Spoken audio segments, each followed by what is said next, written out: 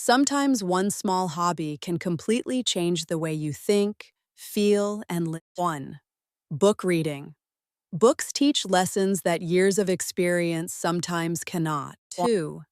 Journaling. Writing your thoughts helps your mind breathe peacefully. 3.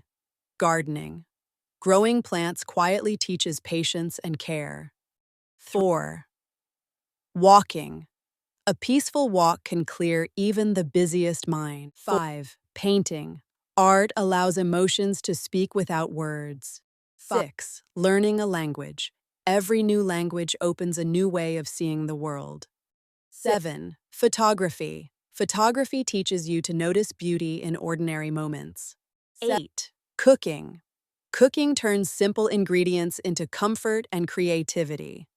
9. Playing music. Music heals feelings that conversations cannot explain. 10. Content creation. Creating content allows your ideas to inspire other people. 10. The best hobbies are not just activities. They slowly become part of who you are.